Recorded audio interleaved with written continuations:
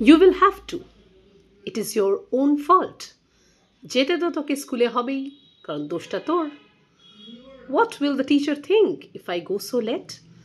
বলছে বাবা দেখো, আমি যদি এত দেরিতে স্কুলে যাই সেটা কি ঠিক? আর তাছাড়া টিচাররাও বা কি ভাববেন আমার সম্বন্ধে? ঠিক না তো ব্যাপারটা। Tell him you had a headache and so are late. কেন? টিচারকে বলবি তোর মাথার যন্ত্রণা হয়েছিল, তাই জন্য তোর স্কুলে যেতে লেট হয়েছে। এতে তো অসুবিধার কিছু কারণ নেই। He will scold me if I say so. আরে বাবা তুমি বুঝতে পারছো না, আমি যদি টিচারকে বলি যে আমি এরকম এই ব্যাপার হয়েছে, আমার মাথা যন্ত্রণা করছিল, তাহলে কিন্তু আমার টিচার আমাকে প্রচণ্ড বকা দেবেন, কিছুতেই শুনবেন না। Will he? Let us see. ও তাই বুঝি? What is his name?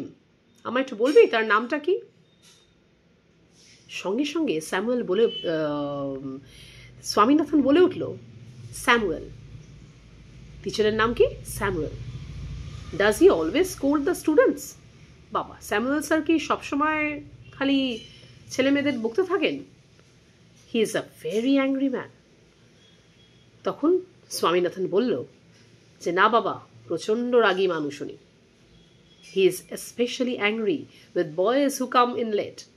উনি কিন্তু সেই সব ছেলেদের ওপর রেগে যান যারা কিন্তু স্কুলে লেট করে আসে। তো তুমি বুঝতে পারছো, আমি যদি লেট করে যাচ্ছি আর যদি বলি, তাহলে কিন্তু অসুবিধা আছে, প্রচণ্ড বকা খেয়ে যাব। I wouldn't like to go late to Samuel class. তো ন্যাচারালি স্যামুয়েলস ক্লাসে আমি এই জন্য লেট করে কিছুতেই যেতে পারবো না, কারণ সবার সামনে আমায় বকা খেতে হবে। তখন বাবা বলছেন, if he is so angry, why not tell your headmaster about it? ঠিক আছে, উনি যদি এত রাগই করবেন, তাহলে একটা কাজ কর, তোদের যে হেড স্যার আছেন তাকে গিয়ে বল ব্যাপারটা। তখন ছেলেটি বলছে, they say that even the headmaster is afraid of him. তার মানে ভেবে দেখো, যখন এদিক ওদিক কোনো কুল খুঁজে পাচ্ছে না ছেলেটি, তখন বলছে যে না না বাবা, ওটা করা যাবে না, কারণ সবাই বলে হেডমাস্টারও নাকি স্যামুয়েল স্যারকে প্রচণ্ড ভয় পায়। এই হচ্ছে ব্যাপার, মানে যেন তেন প্রকারে কিছুতেই স্বামী স্কুলে যাবে না, আর তার জন্য শত এক্সকিউজেস স্বামী দিল। এই হচ্ছে আমাদের ইউনিট 1 গেল।